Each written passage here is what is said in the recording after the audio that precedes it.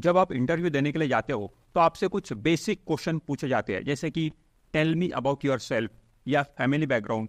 ये जो क्वेश्चन होते हैं दोस्तों, ये सिर्फ और सिर्फ आपसे फॉर्मेलिटी के तौर पर पूछे जाते हैं। इंटरव्यूअर को कोई मतलब नहीं है ये जानकर कि आप कौन हो, आपका फैमिली बैकग्राउंड क्या है, इससे उसको क्या मतलब है। वो तो बिजनेस करने वहाँ पे बैठा है। इंटरव्यूअर जो होता है वो एक बिजनेस मैन होता है, मतलब कंपनी में जॉब कर रहा है, कंपनी बिजनेस कर रही है, वो उसका एम्प्लॉय है, तो वो भी बिजनेस पॉइंट ऑफ व्यू से ही आपसे बात करता है। उसको मेन क्या जानना है, उसको ये नहीं जानना है आपका बैकग्राउंड क्या है और आप कौन हो।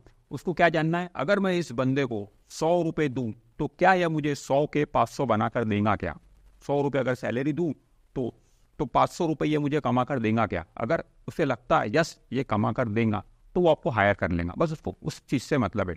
हाँ, वो कंपनी के कुछ रूल्स होते हैं, कुछ पॉलिसी होती है कि इस पर्टिकुलर बंदे का इतना एजुकेशन क्वालिफिकेशन होना चाहिए, वो कुछ एक फॉर्मेलिटी के तौर पर होती है। बट मेन वो चीज़ नहीं होती है। मेन वही होती है कि ये बंदे में कैपेबिलिटी है क्या काम करने की, ये 100 को 500 बना सकता है क्या, बस कंपनी ये देखना चाहती है। जब आप स्टॉक मार्केट के जॉब के लिए इंटरव्यू देने जाओगे और अगर आप वहाँ पर फ्रेशर हो तो इंटरव्यूअर मेन स्टॉक मार्केट का आपका नॉलेज टेस्ट करेगा। वो ये जानना चाहें, अब तो आप फ्रेशर हो, ठीक है, एजुकेशन कंप्लीट करके आए हो, कहीं पर जॉब आपने की है नहीं, तो वो मेन ये जानना चाहेगा कि आप स्टॉक मार्केट में जॉब करने के लिए आए हो तो स्टॉक मार्केट के बारे में आपको कितना पता है। मेन उसका फोकस इस पर रहेगा, आपको कितना नॉलेज है स्टॉक मार्केट के बारे में। अगर आप एक्सपीरियंस हो, ऑलरेडी कहीं पर जॉब करके आए हो, सेम फील्ड से आप आ रहे हो, तो प्रीवियस जॉब से रिलेटेड आपसे वो क्वेश्चन करेगा। प्रीवियस जॉब में आप क्या काम करते थे, कैसे काम करते थे, कितने क्लाइंट लाते थे, कैसे क्लाइंट लाते थे, कैसे रेवेन्यू बनाते थे, उससे रिलेटेड बहुत सारे क्वेश्चन वो प्रीवियस जॉब से उसका फोकस रहेगा कि प्रीवियस जॉब में आप क्या करते थे। ऑब्वियसली आप एक्सपीरियंस बंदे हो, प्रीवियस जॉब कर चुके हो, तो ये चीज़ तो ऑलरेडी आपको पता है, ठीक है। स्टॉक मार्केट का बेसिक नॉलेज तो आपको पता होगा ना, तभी आप प्रीवियस जॉब में आपने काम भी किए है, तो आपको वो चीज़ पता है, उसको पता है, तो वो इस पर ज़्यादा फोकस नहीं करेगा। अगर आप एक्सपीरियंस बंदे हो तो वो प्रीवियस जॉब से रिलेटेड आपसे क्वेश्चन ज़्यादा करेगा। अगर आप एज ए फ्रेशर इंटरव्यू देने जा रहे हो तो आपको अपना स्टॉक मार्केट का नॉलेज अच्छा रखना पड़ेगा। इंटरव्यूअर कई क्वेश्चन आपसे कर सकता है स्टॉक मार्केट से रिलेटेड, लाइक जैसे कि what is stock market, stock market क्या होता है, व्हाट इज शेयर, शेयर क्या होता है, how stock market work, stock market की वर्किंग कैसे होती है, how to buy and sell share, कैसे शेयर खरीदा और बेचा जाता है। वो आपको हो सकता है कि टर्मिनल दिखा दें, उनके पास में जो टर्मिनल रहेंगे वो टर्मिनल दिखा देंगे और वो आपको बोलेंगे कि बताओ यहाँ पे कौन सा बटन प्रेस करने से हम शेयर बाय कर सकते हैं, कौन सा बटन प्रेस करने से सेल कर सकते हैं।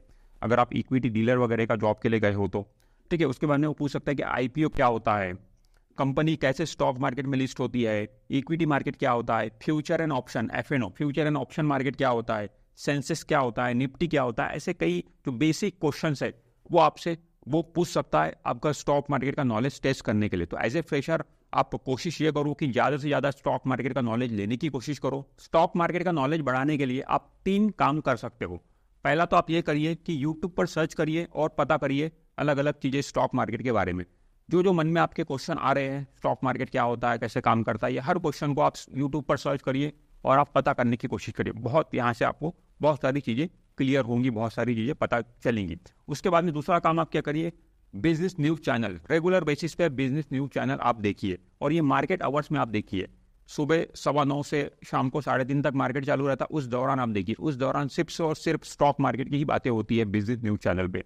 तो वो वाला आप चैनल देखिए, वहाँ से आपको काफ़ी कुछ सीखने को मिलेगा। कौन सी न्यूज़ का क्या इम्पैक्ट होता है स्टॉक मार्केट पे, कैसे शेयर के प्राइस अप एंड डाउन हो रहे हैं, क्या चल रहा है, बहुत सारी चीज़ें आपको वहाँ से सीखने को मिलेंगी।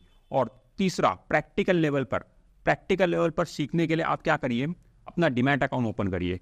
डीमैट अकाउंट ओपन करने के बाद में उसमें 100, 200, 500 रुपये से आप ट्रेडिंग स्टार्ट करो। आप शेयर खरीद के देखो, शेयर बेच के देखो। इससे आपको बहुत ही प्रैक्टिकल लेवल पे बहुत सारी चीज़ें सीखने को मिलेंगी। कैसे शेयर बाय किया जाता है, कैसे सेल किया जाता है, कैसे शेयर का सेटलमेंट होता है, कैसे पैसे ट्रांसफ़र किए जाते हैं अपने बैंक अकाउंट में, बैंक अकाउंट से कैसे डीमैट अकाउंट में पैसे भेजे जाते हैं। तो ये बहुत सारी चीज़ें आपको सीखने को मिलेंगी। तो ये तीनों चीज़ें आप करिए। जॉब में जाने के पहले ही, इंटरव्यू में जाने के पहले ही आप ये सारी चीज़ें करिए। अगर ये सारी चीज़ें करोगे तो आपको जब आप इंटरव्यू देने जाओगे एज ए फ्रेशर तो आपको बहुत कुछ पता रहेगा। आप ट्रेडिंग भी कर चुके हो तो वो भी आपको चीज़ें पता है, आप ये नॉलेज भी ले चुके, तो बहुत ज़्यादा आपको हेल्प हो जाएंगी इंटरव्यू में। आप एक्सपीरियंस बंदे हो तो बेसिक क्वेश्चन तो आपसे पूछे जाएंगे, थोड़ा बहुत स्टॉक मार्केट का नॉलेज भी आपका टेस्ट किया जा सकता है, बट मेन फोकस उनका रहेगा प्रीवियस जॉब पे। अगर आप एक्सपीरियंस हो, ऑलरेडी जॉब करके आए हो सेम फील्ड से, तो उसका मेन फोकस प्रीवियस जॉब से रिलेटेड रहेगा। तो प्रीवियस जॉब से रिलेटेड आपसे क्वेश्चन ज़्यादा पूछे जाएंगे। तो आपको पूछ सकता है कि आपका प्रीवियस जॉब क्या था, आपका जॉब प्रोफाइल क्या था, वहाँ पे आप क्या काम करते थे, आप रेवेन्यू कैसे बनाते थे, हर महीने का रेवेन्यू आपका कितना होता था, ठीक है, कितना ब्रोकरेज आप जनरेट करते थे, थर्ड पार्टी प्रोडक्ट कितना आप सेल करते थे, वहाँ से आपको कितना कमीशन मिलता था, ये क्वेश्चन आपसे पूछे जा सकते हैं। क्लाइंट एक्वायर, महीने में कितने क्लाइंट आप एक्वायर करते थे, मतलब कितने क्लाइंट के डीमैट अकाउंट, ट्रेडिंग अकाउंट आप ओपन करते थे, फिर उनको पैसे ट्रेडिंग करवाते थे, वहाँ से कितना ब्रोकरेज जनरेट होता था। इसके बाद ये पूछ सकता है, ये एक बड़ा सवाल कि how much client you can bring here, मतलब अगर आप यहाँ पर जॉब ज्वाइन करते हो तो प्रीवियस जॉब में आपके पास में जो क्लाइंट है उसमें से कितने क्लाइंट आप हमारे पास में लेके आ सकते हो, कितने क्लाइंट के तुरंत डीमैट अकाउंट ओपन करके यहाँ पे उनका काम आप शुरू करवा सकते हो। ये एक बड़ा क्वेश्चन, इस पर वो बहुत ज़्यादा क्लैरिफिकेशन चाहेंगे। अगर इसमें आपने अच्छा आंसर दे दिया कि मैं 10 क्लाइंट 20 क्लाइंट लेके आ सकता हूँ और इतने AUM के साथ में लेके आ सकता हूँ, वो AUM पूछेंगे, मतलब कोई क्लाइंट का आप यहाँ पे लेके आ रहे हो, डीमैट अकाउंट ओपन कर रहे हो, तो कितना पैसा वो यहाँ पे डालेंगे, 1 लाख 2 लाख 5 लाख 10 लाख। तो जितना अमाउंट आप ज़्यादा बताओगे और जितने क्लाइंट आप ज़्यादा बताओगे तो यहाँ पे बहुत ज़्यादा उसको सेटिस्फैक्शन मिलेगा। उसके बाद में वो पूछ सकता है कि इंसेंटिव से रिलेटेड, क्या प्रीवियस जॉब में आपको इंसेंटिव्स मिलता था, कमीशन मिलता था, अगर आपको मिलता था तो ऑब्वियसली आप अच्छा परफॉर्म कर रहे थे, अच्छा परफॉर्म करने वाले लोगों को ही इंसेंटिव्स मिलता है। तो ये सारी चीज़ें वो प्रीवियस जॉब से रिलेटेड आपसे देखेगा। तो प्रीवियस जॉब में आप कितने मजबूत थे वो ये देखेगा, अगर आप वहाँ पर मजबूत थे तो यहाँ पर अच्छा प्रेफरेंस आपको मिलेगा। और क्वेश्चन इंटरव्यूअर आपसे पूछ सकता है, recommend 5 stocks to buy now, अभी कौन से 5 स्टॉक्स क्लाइंट को आप दिलाओगे, क्लाइंट को आप बाय करने के लिए बोलोगे और क्यों, उसके पीछे रीजन, उसके पीछे स्टोरी भी आपको आपके पास में होनी चाहिए। तो इस क्वेश्चन का आंसर आप अच्छे से प्रिपेयर करके जाइए। अगर आप एक्सपीरियंस बंदे हो तो ये तो जरूर आपसे ऐसा क्वेश्चन पूछा जा सकता है। फ्रेशर है तो उससे मे भी पूछ भी सकता है इंटरव्यूअर या नहीं भी पूछ सकता है, बट एक्सपीरियंस बंदों से को तो जरूर इस क्वेश्चन का आंसर प्रिपेयर करके जाना ही चाहिए। अगला क्वेश्चन पूछा जाता है सैलरी एक्सपेक्टेशन वाला, आपकी सैलरी एक्सपेक्टेशन कितनी है। तो अगर आप फ्रेशर हो तो आप सिंपल ये बोल सकते हो कि right now I am a fresher so I am ready to do job at salary which is decided by management. तो मैनेजमेंट जो भी सैलरी डिसाइड करेगा उसमें आप जॉब करने के लिए रेडी हो। उस पर्टिकुलर जॉब प्रोफाइल के लिए जितनी सैलरी मैनेजमेंट ने डिसाइड करी होंगी, एक सैलरी की रेंज होंगी, तो स्टार्टिंग वाली जो सैलरी है उसे आप बोल सकते हो कि उतनी सैलरी में मैं काम करने के लिए रेडी हूँ। बट अगर आप एक्सपीरियंस बंदे हो तो आपको सैलरी डिमांड करना पड़ेगा। तो लास्ट जॉब में आपकी जो सैलरी थी वहाँ से आजकल मार्केट में 30% का हाइक मिलता है, तो आपको थोड़ा ज़्यादा मांगना पड़ेगा। आप बोलिए कि जो लास्ट मेरी सैलरी थी उसमें मुझे 40% 50% का हाइक दीजिए, तो वो आपको मे बी 30% तक दे सकते हैं। तो इस तरीके के सैलरी एक्सपेक्टेशन वाला आप आंसर दे सकते हो। बट अगर आप फ्रेशर ही हो, फ्रेशर में आप बड़ी सैलरी डिमांड मत करो, तो वो बिल्कुल बैग इम्पैक्ट डालता है, क्योंकि आपको कोई अनुभव नहीं है, ठीक है, आप बिल्कुल नए बंदे हो और इतनी हाई सैलरी मांग रहे हो, वो सही नहीं है। तो फ्रेशर बंदे को थोड़ा सा सैलरी के साथ में वहाँ पे कॉम्प्रोमाइज़ करना पड़ता है। सैलरी वाला जो मैनेजमेंट के हाथ में ही वो दे देना पड़ता है कि मैनेजमेंट जो भी आपको दे रहा है एज ए फ्रेशर आप वो लीजिए, एक्सपीरियंस गेन करिए, उसके बाद में आप सैलरी की डिमांड कर सकते हो। चाहे आप फ्रेशर हो या फिर एक्सपीरियंस हो, हर सवाल का जवाब आपको पॉजिटिव वे में देना है। इंटरव्यूअर कुछ इस तरीके के सवाल भी आपसे पूछ सकता है कि अगर हम आपको इस जॉब ये ऑफर करते हैं तो हम जो सैलरी आपको ऑफर करेंगे उसका 10x रेवेन्यू आपको बनाकर देना पड़ेगा। 10x का मतलब मान लो 20,000 रुपीज़ की सैलरी अगर आपको एम्प्लॉयर दे रहा है, 20,000 की सैलरी एम्प्लॉयर दे रहा है, तो एम्प्लॉयर बोलेगा 2 लाख रुपए, इसका 10 गुना 2 लाख रुपए आपको महीने का रेवेन्यू बनाकर देना पड़ेगा। क्या आप ऐसा कर पाओगे? क्या आप इसके लिए तैयार हो? तो आपको बोलना यस आई एम रेडी। आपको हर सवाल का जवाब पॉजिटिव वे में देना है।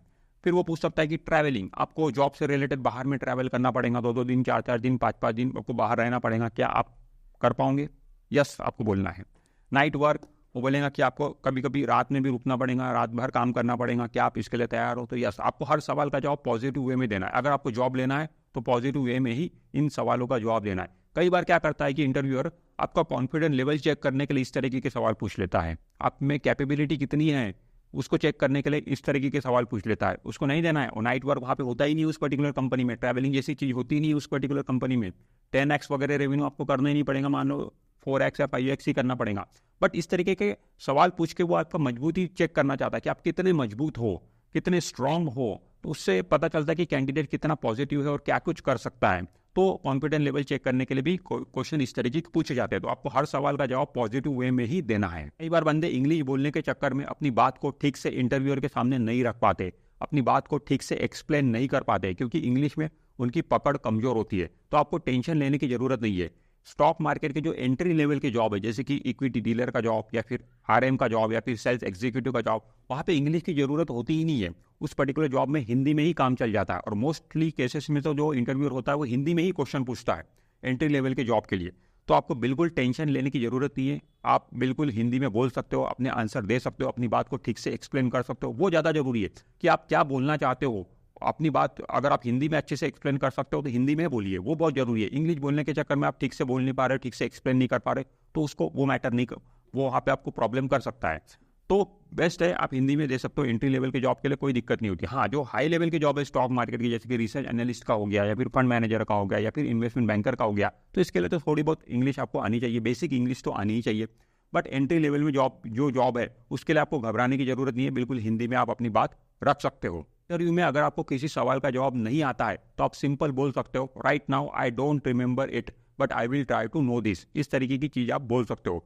हर सवाल का जवाब देने के चक्कर में अगर आपको किसी सवाल का जवाब नहीं आ रहा है तो आप अपने मन से कुछ भी बोले चले जा रहे हो, तो उसमें क्या हो सकता है कि इंटरव्यूअर के मन में गलत इमेज आपकी बनती है कि इसको जवाब नहीं पता बट फिर भी कुछ भी बोले जा रहा है। ऐसा नहीं करना है। जो नहीं पता है आप बोल दीजिए नहीं पता है बट मैं पता करने की कोशिश करूंगा। इस तरीके की पॉजिटिविटी आप वहाँ पे रख सकते हो। ये इंटरव्यूअर को आपकी लैंग्वेज से कोई मतलब नहीं है। आपको इंग्लिश आती है, आपको हिंदी आती है, आपको मराठी आती है, उससे उसको कोई मतलब नहीं। कई केसों में तो आपके एजुकेशन से भी उसको कोई मतलब नहीं रहता। आप 12th पास हो, ग्रेजुएट हो या क्या हो, उससे कोई मतलब नहीं रहता। इंटरव्यूअर सिर्फ ये देखना चाहता है इंटरव्यू के जरिए कि इस बंदे में कितनी कैपेबिलिटी है, कितना कॉन्फिडेंट है काम करने को लेकर। अगर इस बंदे को मैं 100 रुपये की सैलरी दूं तो क्या ये मुझे 500 रुपये कमा कर देगा क्या? इसका जवाब अगर इंटरव्यूअर को हाँ मिलता है तो तुरंत आपको हायर कर लेगा, कॉम्प्रोमाइज़ कर लेगा, आपके लैंग्वेज से कॉम्प्रोमाइज़ कर लेगा, आपके एजुकेशन क्राइटेरिया से कॉम्प्रोमाइज़ कर लेगा। तो ये बहुत ज़रूरी है कि आपके अंदर में कैपेबिलिटी दिखनी चाहिए, आपके अंदर में कॉन्फिडेंट दिखना चाहिए काम करने का, वो बहुत ज़रूरी है। पॉजिटिविटी दिखनी चाहिए। तो दोस्तों ये कुछ मैंने आपको बातें बताई है, ये सारी बातें आप ध्यान में रखिए इंटरव्यू में जाने के पहले, और आराम से आप स्टॉक मार्केट के जॉब से रिलेटेड जितने भी इंटरव्यू है वो सारे इंटरव्यू आप क्रैक कर सकते हो और अपना करियर यहाँ पर अच्छे से सेट कर सकते हो।